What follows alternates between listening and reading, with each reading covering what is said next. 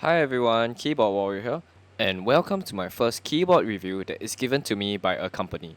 This is a truly joyous moment for me because I never really expected to be sponsored given my quality of videos, but I'm ever so thankful to WHATGEEK for giving me this chance. Now don't worry, even though I was given this keyboard, when I started this channel, I only seek to be honest in sharing facts about keyboards and my opinions on them. So in no way was this scripted by them, nor do I have any bias towards it. But let me just share that WhatGeek is a shop/company that sells keyboards and gaming consoles with free international shipping. Honestly, I didn't really know much about them, but after being an affiliate, I found out that they often have sales that is cheaper to buy than my local area, such as these V3 Piano Pros, 90 switches for just 27 USD. And the best part is that the shipping is free. So the day after buying this, I saw the Leoborg Greywood V4 Linear on sale and got it immediately since shipping was free. So if you buy anything there, use the promo code KBBW10 for an extra 10% off. Alright, now let's look at the keyboard review. So today we will be reviewing the AJAZZ AK870. So this is a 70 USD TKL keyboard. It has two options, one without display and one with a screen display. The one I have here is the Flyfish Linear without display. So this keyboard is tri-mode connection, it has south-facing RGB, it is gasket mount and has a 4000 mAh battery. Alright, now let's look at the unboxing. Now honestly, it's a very simple cardboard box with black and red design, and opening it up, we are greeted with a foam. And putting it aside, we can see the keyboard itself. So let's put it one side and see what added accessories are provided. Firstly, we have a very thick user manual that comes with multiple languages. Next up, we have a standard keycap and switch puller. And lastly, a braided USB-C cable. So nothing too spectacular, but they'll make do for now. Alright, so now we have the keyboard itself. So this is the black version, but on the website they also have a purple version. And this black version looks pretty clean. It has a nice yellow accent with it. So the legends printed on the keycaps look quite sharp and nice, making the overall design look pretty slick. At the top over here, we have the USB-C slot and the buttons for 2.4 GHz, Bluetooth or cable, the Windows and Mac option, and the 2.4 GHz dongle branded AJAZZ itself. Now the back design has these two clip arts over here. One says cool and the other says this is life. I'm not really sure how to feel about that. But this keyboard has two kick-up feet as well. It gives you 3 different height modes. And it is plastic, but it does still give a nice glossy look to it. So this is what the RGB of the keyboard looks like.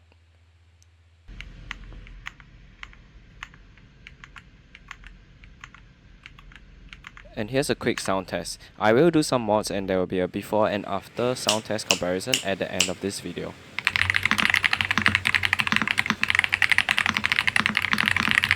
For stock keyboard, it sounds and feels pretty good already, but I feel that there's still some room for improvement, and to me it leans more towards the clacky side of the keyboard sounds. Alright, now let's take a quick look at the switch and then we will look at the teardown of this keyboard. So this is AJAZZ's Flyfish linear switch. It is factory looped, linear, and the descriptions are as such. The switch itself is overall quite smooth already. I don't think there's a need to mod it any further. And here's the sound test of it.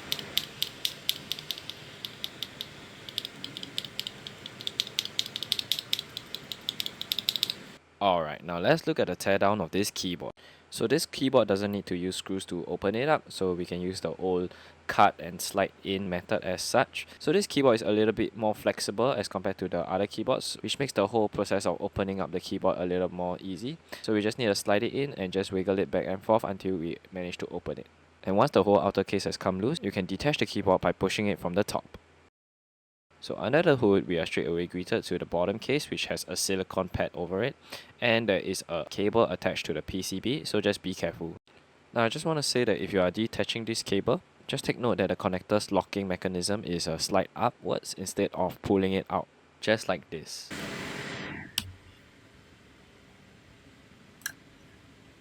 Alright, so from the bottom case, we see that there is a very thick silicone pad, and this silicone pad helps to fill up the keyboard to make a better sound profile.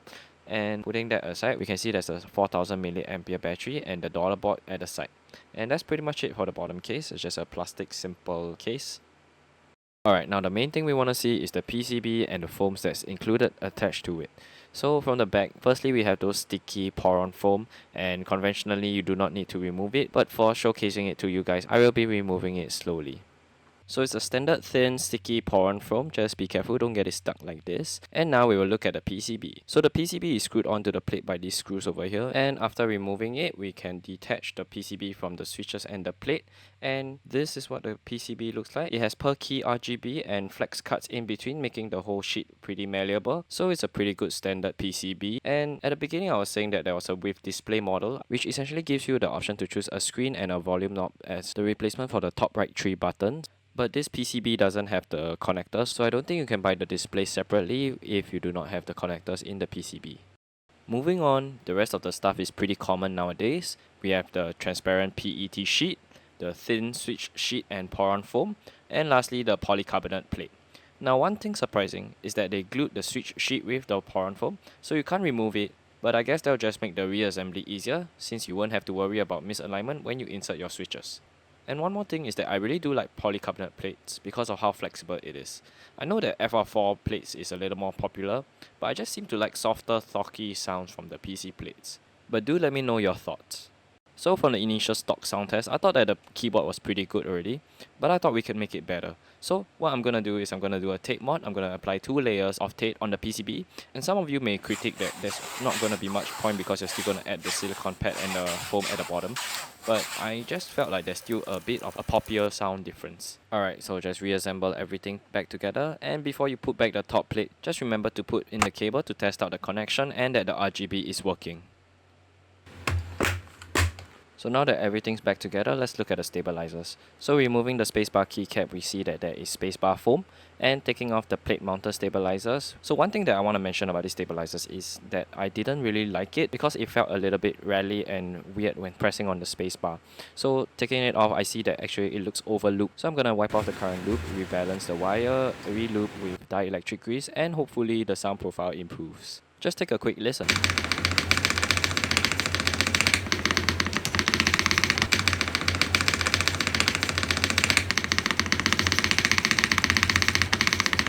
Sound-wise, it's definitely a very subtle difference, but the typing experience feels a lot more different. Now, one last critic I have is the keycaps. The color and legends printed on the keycaps are pretty sharp and good actually, but I do not like that they added the function help at the bottom right, like this REC, FPS, LOL. It takes off the clean look from the keyboard.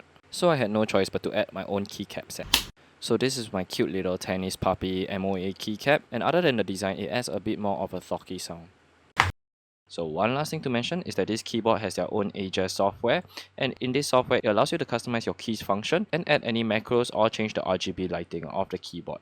So overall, I think this is a pretty good TKL keyboard for just $70 US. They could improve in the steps tuning and keycap design, maybe offer an MOA profile option since it's getting more popular lately. Once again, I'd like to shout out to WHATGEEK for sponsoring me this keyboard. Code KBBW10 for an extra 10% off on top of their multiple sale offers. And if you like this keyboard review, remember to leave a like and subscribe, and I'll leave you with the stock and modded sound test.